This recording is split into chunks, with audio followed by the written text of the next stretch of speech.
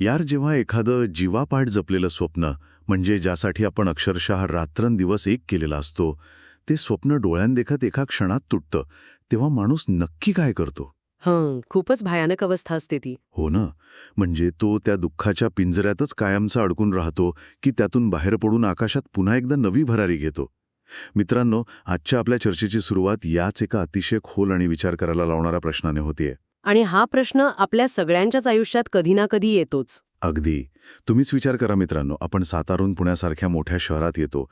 इथला वेगळा वाईब, इथली स्पर्धा, या सगळ्या नवीन गोष्टींशी जुळून घेताना आपण अक्षरशः धडपडत असतो. त्यात एखादा मोठा फेलियर येतं हो यार, एखादी परीक्षा हुकते किंवा जॉब जातो. किंवा एखादं घट्ट नातं तुटतं. तेव्हा असं वाटतं ना की आता सगळं संपलं. ॲक्च्युली स्वप्नभंग हा माणसाचा कायमचा सोबती आहे. पण जेव्हा आपण त्या सगळं संपलं या भावनेच्या तळाशी जातो, तेव्हाच तिथे खरी कसोटी असते. आणि यार, हा जो संघर्ष आहे ना, तो समजून घेण्यासाठी आज आपण एका अशा साहित्यकृतीवर बोलणार आहोत जिने पिढ्यानपिढ्या वाचकांचा माइंडसेट बदलून टाकलाय. नक्कीच. आजच्या आपल्या गप्पांचा विषय आहे अत्यंत गाजलेली कादंबरी अमृतवेल. आणि या अप्रतिम पुस्तकाचे लेखक आहेत ज्ञानपीठ पुरस्कार विजेते वि.स. खांडेकर. क्या बात आहे. तर मित्रांनो, रोजच्या धावपळीतून थोडा वेळ काढा, हातात मस्त वाफाळता चहा घ्या आणि आजच्या या गप्पांमध्ये सामील व्हा. कारण पहिल्या काही मिनिटातच तुम्हाला जाणवेल की आजचा आपला वाईब आणि आजची चर्चा एकदम नेक्स्ट लेव्हल असणार आहे. अगदी बरोबर. आज आपण फक्त एका पुस्तकाची कथा नाही सांगणार, तर मानवी मनाच्या गुंतागुंतीचे आणि त्यातून बाहेर पडण्याचे मार्ग शोधणार आहोत.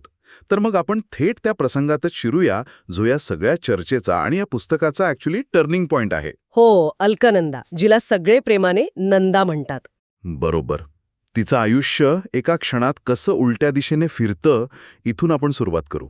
कारण तिची ती शून्यावस्था समजल्याशिवाय आपल्याला पुढचा प्रवास उलगडणार नाही. आणि तो सीन तर अंगावर अक्षरशः काटा आणणारा आहे यार. मित्रांनो, डोळ्यांसमोर चित्र उभं करा. नंदा ही MA शिकणारी अतिशय हुशार, ध्येयवादी आणि संवेदनशील मुलगी आहे. तिचं लग्न शेखर नावाच्या एका तरुणाशी ठरलेलं असतं. शेखर हा पेशाने वैमानिक असतो. दोघांनी मिळून भविष्याची अतिशय सुंदर स्वप्न रंगवलेली असतात. पण अचानक एका विमान अपघातात शेखरचा मृत्यू होतो आणि नंदाचं संपूर्ण विश्वच कोसळतं. बापरे. शेखरसोबत रंगवलेले सुखाचे जे कुतुब मिनार होते ते आता निव्वळ वाळूचे इमले ठरलेत असं तिला वाटायला लागतं.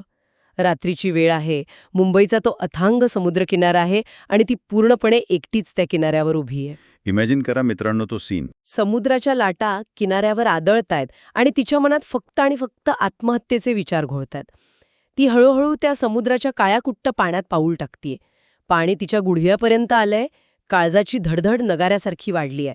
आणि आता बस, पुढचं एक पाऊल आणि सगळं संपणार. या रंगावर काटा आला. ऑनेस्टली, हे वाचताना लिटरली रडायलाच आलं. ती मानसिक अवस्था इतकी जिवंतपणे मांडली आहे की आपणही त्या क्षणी तिच्यासोबत त्या अंधाऱ्या किनाऱ्यावर उभे आहोत असं वाटतं. अरे, हे एक्झॅक्टली आपल्यासारखंच आहे ना. आपणही अनेकदा अशा वळणावर उभे असतो जिथे वाटतं की आता पुढे जाण्यात काहीच अर्थ नाही. खरंय. पण यार, इथे एक गोष्ट नोटीस करण्यासारखी आहे. ती त्या अथांग समुद्रात उभी असताना तिला अचानक काहीतरी आठवतं. तिला तिचे दादा म्हणजे तिचे वडील आठवतात. हो, आणि माई पण. एक्झॅक्टली. तिला तिची माई आठवते आणि तिचा लहानगा पुतण्या मिलिंद डोळ्यांसमोर उभा राहतो. मिलिंदचा तो निरागस चेहरा आणि घरातल्या माणसांची ती माया तिला त्या मृत्यूच्या दारातून अक्षरशः मागे खेचून आणते. हा भाग खरंच खूप इमोशनल आहे. हां. इथे मला वाटतं आयुष्यात कितीही मोठा अंधार असला तरी आपली माणसं, आपली फॅमिली आणि त्यांचा आधार हाच खरा गेम चेंजर असतो. सातारच्या माणसांना हे लगेच कनेक्ट होईल बघ. हो ना, सातारची ती वॉर्मथ आठवते लगेच. आपण कितीही मोठ्या शहरात, पुण्यात कितीही मोठ्या संकटात असलो तरी गावच्या घराची, आईवडिलांची आठवण आपल्याला खचू देत नाही. त्या एका आठवणीने ती माघारी फिरते. मृत्यूला जवळ करण्यापेक्षा ती पुन्हा आयुष्याला सामोरं जाण्याचा निर्णय घेते. आणि यार, तिथूनच खऱ्या अर्थाने तिचा आत्मशोध सुरू होतो. घरी परतल्यावर तिला दादांना सामोरं जाणं कठीण जातं. ती तिच्या भावना एका पत्रात लिहून काढते. दादांनाही तिच्या या मानसिक अवस्थेची कल्पना येते आणि ते तिला समजून घेण्यासाठी एक पत्र लिहितात. यार, त्या पत्रातल्या दादांचा दृष्टिकोन इतका प्रगल्भ आहे की तो आपल्या सगळ्यांसाठीच एक मोठा धडा आहे. हो, आणि तोच आपला आजचा पहिला मोठा की लेसन आहे, दुःखाचा पिंजरा. दादांनी ओळखलेलं असतं की नंदा जरी मृत्यूच्या दारातून परत आली असली तरी ती अजूनही आपल्या दुःखाच्या पिंजऱ्यातच स्वतःला कोंडून बसलीये. अगदी बरोबर. दादांची फिलॉसॉफी खूप स्पष्ट असते. ते पत्रात म्हणतात की पाखराला घरटं सोडावंच लागतं. क्या बात आहे. पक्षाला स्वतःच्या दुःखाच्या पिंजऱ्याचा, त्या सुरक्षिततेचा लढा लागतो, पण त्याने बाहेर पडून आकाशाला जीवनाचा अर्थ विचारला पाहिजे. इथे माझ्या मनात एक ॲनालिटिकल प्रश्न येतो यार. आणि मित्रांनो, आपण सगळ्यांनीच याचा विचार करायला हवा. आपणही बेसिकली आपल्या दुःखालाच आपला कम्फर्ट झोन बनवतो का? म्हणजे नक्की कसं? म्हणजे हल्ली बघ ना, कोणाचं ब्रेकअप झालं किंवा कोणी अपयशी ठरलं की ते स्वतःला एका अंधाऱ्या खोलीत कोंडून घेतात, दुःखी गाणी ऐकतात आणि त्या दुःखालाच कवटाळून बसतात. हां, रिलेटेबल आहे हे खूप. दुःख ओळखीचं असतं ना, त्यात एक प्रकारची सुरक्षितता वाटायला लागते. आणि बाहेरचं जग, जे नवं आहे, जिथे पुन्हा प्रयत्न करावे लागणार आहेत, ते भयानक वाटतं. तू अगदी अचूक ओळखलंस. आपण अनेकदा त्या दुःखाच्या सावलीतच राहणं पसंत करतो, कारण तिथे आपल्याला कुणाला काही सिद्ध करावं लागत नाही. तिथे आपण स्वतःला बिचारे समजू शकतो. खरंय. पण इथेच दुसरा धडा समोर येतो, ज्याला आपण सायकोलॉजीच्या भाषेत हीलिंग थ्रू डिस्प्लेसमेंट म्हणू शकतो. नंदाचे जे प्राध्यापक आहेत दासबाबू, ते अतिशय हुशार आणि जीवनाकडे एक वेगळ्या दृष्टिकोनातून बघणारे गृहस्थ आहेत. दासबाबूंची एंट्री होती इथे. हो. ते नंदाला या दुःखातून बाहेर काढण्यासाठी एक प्रॅक्टिकल मार्ग सुचवतात. ते तिला 5-6 महिने घराबाहेर पडून वेगळ्या वातावरणात जाऊन जग पाहण्याचा सल्ला देतात. ते तिला विलासपूरला पाठवतात. ओके. तिथे तिची कॉलेजची जुली मैत्रीण वसुंधरा राहते. वसुंधरा आता एका मोठ्या जहागीरदाराची पत्नी म्हणजेच जहागीरदारीण झालेली असते. दासबाबू नंदाला वसुंधराची कंपॅनियन म्हणजे सोबती म्हणून जायला सांगतात. म्हणजे एक प्रकारचा चेंज ऑफ सीन. एक्झॅक्टली. थोडक्यात सांगायचं तर जुन्या आठवणींच्या जागी नवीन प्रश्न आणि नवीन लोक आणणं हा तो उपाय असतो. आणि तिथे गेल्यावर नंदाला काय दिसतं? बाहेरून अतिशय ऐश्वर्यसंपन्न दिसणाऱ्या वसुंधराचं जीवन आतून पूर्णपणे पोकळ आणि दुःखी आहे. म्हणजे आपण जे सोशल मीडियावर बघतो ना, बाहेरून एकदम भारी फिल्टर्स लावलेले फोटो, पण आतून माणूस पूर्णपणे तुटलेला असतो. तसंच काहीसं वसुंधराचं झालं होतं. हो. वसुंधरा, जी कॉलेजमध्ये असताना अतिशय हसमुख आणि आनंदी असायची, ती आता पूर्णपणे बदलली आहे.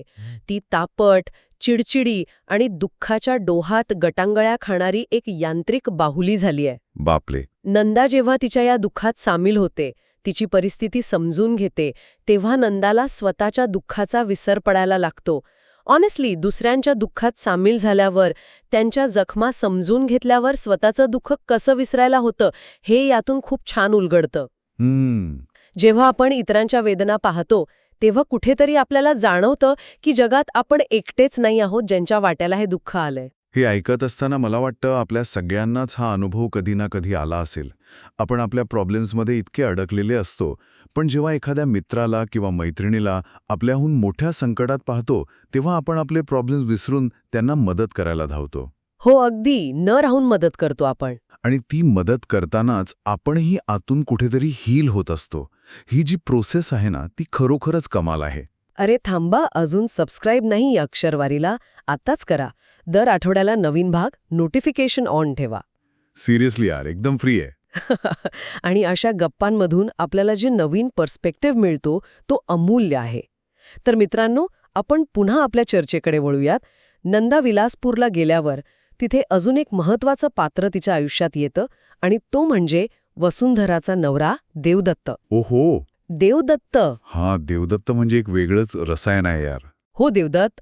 तो वसुंधरापासून वेगळ्या पलीकडच्याच एका भव्य बंगल्यात राहत असतो. नंदा जेव्हा त्याच्या त्या भल्या मोठ्या लायब्ररीत जाते, तेव्हा तिला तिथे देवदत्तच्या डायऱ्या सापडतात. देवदत्त हा अतिशय वाचन करणारा, बुद्धिमान माणूस आहे, पण तोही आतून पूर्णपणे तुटलेला आहे. तो स्वतःची तुलना शेक्सपियरच्या हॅमलेट आणि महाभारतातल्या अश्वत्थामाशी करत असतो. अश्वत्थामा? हो, अश्वत्थामा ज्याच्या भाडी भळभळणारी जखम आहे, जी कधीच भरून येत नाही आणि जो चिरंजीव असल्यामुळे मरणही पत्करू शकत नाही. देवदत्त स्वतःच्या दुःखात इतका बुडालाय की तो चंचल नावाच्या एका हरिणीशी बोलताना म्हणतो, माझे 2च मित्र आहेत, चंचल आणि मृत्यू. नाही यार, मला वाटतं इथे ना ऑथरचा पॉइंट थोडा वेगळा होता. तो देवदत्त बेसिकली नुसता ओव्हर थिंकिंग करत होता. हॅमलेटसारखा नुसता विचार करत स्वतःला इंटेलेक्च्युअल दाखवून वास्तवापासून पळ काढत होता असं वाटतं मला. काहीतरीच. काहीही. हां, नीट वाचलं नाहीस तू. म्हणजे बघ ना यार, तुझ्याकडे सगळं ऐश्वर्य आहे, एवढी मोठी जहागिरी आहे, भली मोठी लायब्ररी आहे, पण तू नुसत्या डायऱ्या लिहित बसतोस आणि स्वतःला अश्वत्थामा समजतोस. हे म्हणजे हल्लीचे लोक जसे स्वतःच्या ट्रॉमाचं भांडवल करतात आणि जबाबदारीतून पळ काढतात, तसलंच काहीसं आहे. अजिबात नाही. मला तर हा माणूस नुसता एस्केपिस्ट वाटतो. स्वतःचं दुःख ग्लोरीफाय करायचं आणि वास्तवापासून पळ काढायचा. अरे नाही यार, त्याचं दुःख रिअल होतं. तो मुद्दाम असं करत नव्हता किंवा स्वतःला इंटेलेक्च्युअल वगैरे दाखवण्याचा आम आणत नव्हता. ओके, सांग तुझं व्हर्जन. मलाही बघायचंय की असा काय भारी प्रॉब्लेम होता त्याचा, ज्यामुळे तो बायकोला सोडून डायऱ्या लिहित बसला होता. यार, तू फक्त वरवर बघतोयस. देवदत्तचं असं होण्यामागे फक्त त्याचा स्वभाव कारणीभूत नव्हता, तर त्याच्या कुटुंबाचा भयानक भूतकाळ कारणीभूत होता. अच्छा. हो, त्याच्या आई-वडिलांचा इतिहास आणि कुटुंबातली अशी काही लपलेली रहस्य होती, ज्यांनी त्याला आतून पोखरून काढलं होतं. विचार कर, तो वयाच्या अवघ्या 10व्या वर्षी व्यसनांच्या आहारी गेला होता. कारण त्याने जे पाहिलं होतं, ते पचवणं एका लहान मुलासाठी शक्यच नव्हतं. बापरे, 10व्या वर्षी? आणि त्यात सर्वात मोठा धक्का कोणता माहितीये? वसुंधरा आणि त्याची स्वतःची मुलगी, मधुरा. तिला वारंवार फिट्स येण्याचा आजार असतो आणि ती तिच्या स्वतःच्या बापाला म्हणजेच देवदत्तला चक्क राक्षस म्हणून संबोधते. व्हॉट? तूच विचार कर, ज्या बापाला स्वतःची पोटची मुलगी राक्षस म्हणते, त्या बापाची मानसिक अवस्था काय होत असेल? या सगळ्या चक्रव्यूहात देवदत्त अडकला होता. वसुंधरा स्वतःच्या दुःखात आत्मकेंद्री झाली होती आणि देवदत्त स्वतःच्या कोशात गेला होता. यात कोणीच मुद्दाम वाईट वागत नव्हतं, तर परिस्थितीने तो गुंता निर्माण केला होता. बापरे, हे जर असं असेल तर मग खरंच हा सीन तर सिरियसली रिलेटेबल आणि माइंडसेट बदलणार आहे यार. म्हणजे आपण किती सहज एखाद्याला जज करतो ना. अगदी. आपण बघतो की माणूस विचित्र वागतोय, वेगळा राहतोय आणि आपण त्याला ओव्हरथिंकर किंवा एस्केपिस्ट म्हणून मोकळे होतो. पण त्याच्या आतल्या युद्धाची, त्याच्या बालपणीच्या ट्रॉमाची आपल्याला काहीच कल्पना नसते. खरे.